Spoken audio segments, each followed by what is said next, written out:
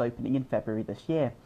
Over 600,000 people have visited the theatre, and with autism-friendly screenings operating on Sundays in conjunction with the charity Dimensions that allow those on the spectrum to move around and enjoy their own food and drink to reduce sensory overload, it looks to cater to a wide selection of the public, also facilitating universal wheelchair access, improved audio description facilities and an increased number of available subtitled film screenings.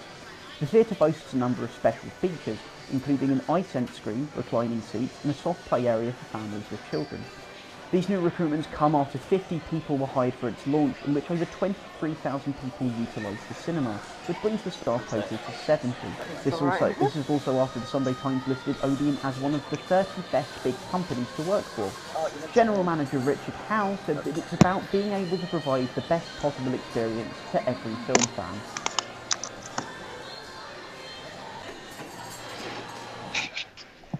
A report commissioned by Theresa May has found that around 300,000 people with long-term mental health problems lose their jobs each year. Reporter Imogen Beckhelling has more. Try the other way. It's only coming out. The Thriving at Work report is an independent review that was released today looking into how employers can better support their workers with mental health problems. While individuals with a mental health condition can find it harder to find employment, there are 1.5 million individuals in the UK with a diagnosed long-term mental health condition in work. However, there are still some major challenges. Around 15% of those in work in England have symptoms of a mental health problem, and these people lose their jobs at double the rate of those without a mental health condition. The shocking fact is that this leads to 300,000 people losing their jobs each year, which is equivalent to the entire population of Newcastle. Theresa May has said that the report shows we need to take action, and is asking NHS England to accept the report's recommendations. An example of this is that companies are being encouraged to include a section on employee mental health in their annual reports, which currently only 11% of companies do. If you or someone you know suffers from symptoms of ill mental health, the Dorset branch of the Mind charity has a number of support groups and services throughout the Bournemouth area. Following last night's news that a 14-year-old girl was rushed into hospital following an adverse reaction to what is believed to be ecstasy, Hayden Stevenson has more. Bournemouth is widely regarded as a party town due to its thriving nightlife, large student population and gorgeous beaches. It's no surprise that drugs are an issue. This follows the harrowing news that a 14-year-old girl was rushed to hospital last night following an adverse reaction to what is believed to be ecstasy following an under-18s party at Cameo, the popular nightclub. A 15-year-old male has been arrested following the supply of Class A drugs at the event. He is currently helping officers with their investigation into the incident last night. Ecstasy is a drug that is usually fine in its uncut state. However, when buying, dealers will often mix with other substances which may cause health problems to people taking it.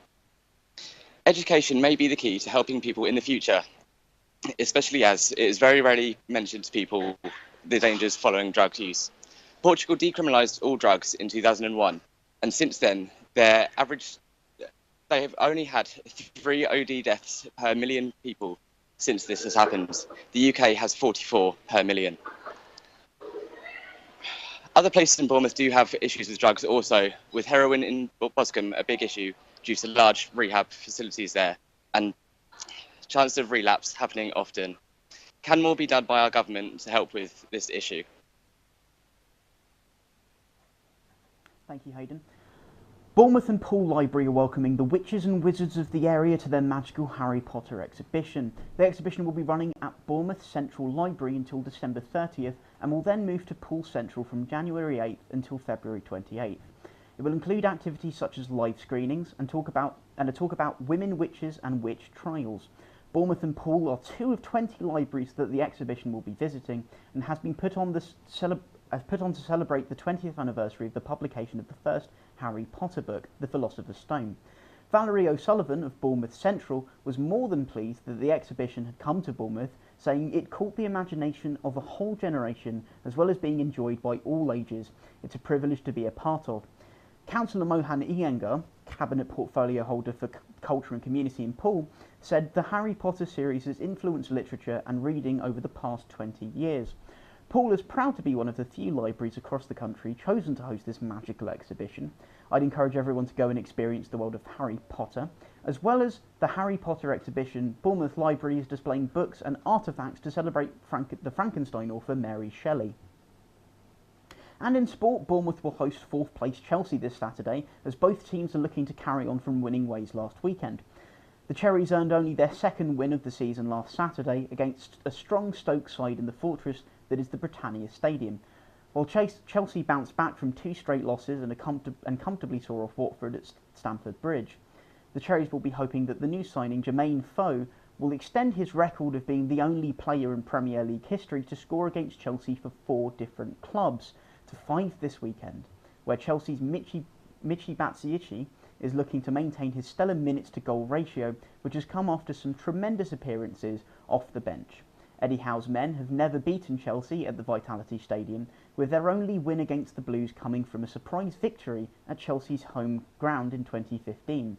The game will be shown live on Saturday at 5:30 p.m. on BT Sport. I'm Astra Johnson, and this has been Buzz News at 4.